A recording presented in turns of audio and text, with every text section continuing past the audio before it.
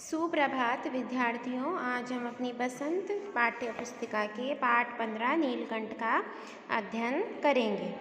यह पाठ नीलकंठ लेखिका महादेवी वर्मा जी द्वारा रचित है। उनकी अनेक कृतियाँ पशु पक्षियों पर ही आधारित होती थीं। इसी तरह यह नीलकंठ भी पशुओं और पक्षियों के ऊपर ही आधारित है।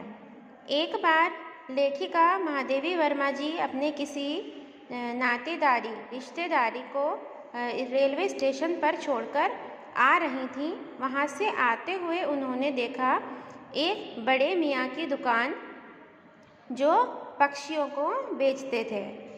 वो वहाँ से एक मोर मोरनी का जोड़ा खरीदकर लेकर आती हैं और धीरे धीरे वह मोर मोरनी बड़े होने लगते हैं तो उनको जाली घर में रख दिया जाता है। उस जाली घर में पहले से ही विभिन्न प्रकार के पशु पक्षी आदि थे, जैसे खरगोश, बिल्ली आदि। धीरे धीरे वे दोनों बड़े होने लगते हैं। मोर की नीली और सुंदर गर्दन के कारण उसका नाम नीलकंठ रखा जाता है, जबकि मोरनी का नाम राधा रखा जाता है, क्योंकि वह कभी भी नीलकंठ को अकेला नहीं छोड़ती थी, हमेशा उसके साथ ही वह रहती थी।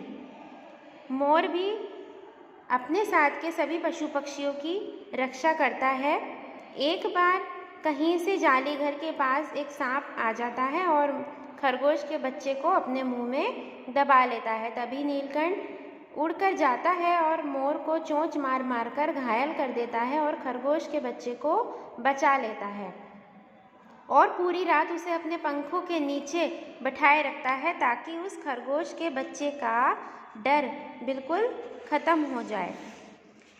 कुछ समय बाद लेखिका एक और घायल मोरनी को लेकर आती हैं बड़े मियाँ की दुकान से। कुछ समय बाद वह जो मोरनी होती है, घायल मोरनी, वो सही होने लगती है और उसको भी अन्य पशु पक्षियों के साथ जाली घर में रख दिया जाता है। लेकिन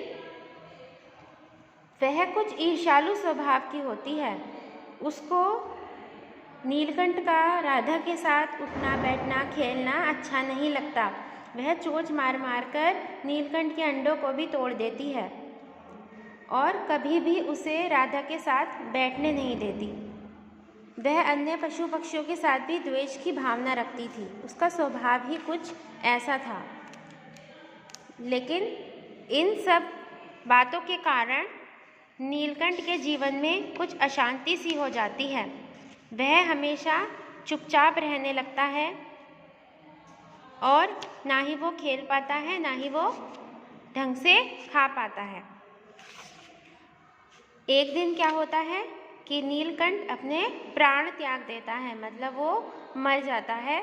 ना ही उसको कोई चोट लगी होती है और ना ही वह घायल हुआ होता है। पता नहीं कैसे वो मर जाता है। और उसके बाद जो राधा होती है वो उसका बहुत इंतज़ार करती है, हमेशा उसका इंतज़ार करती रहती है और वो कभी लौटकर नहीं आता।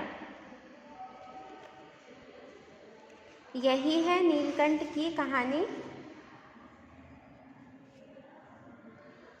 अब राधा प्रतीक्षा में अकेली ही रहती है और सिर्फ नीलकंठ का इंतज़ार करती रहती है। यह आप अपने पाठ में पढ़ सकते हैं।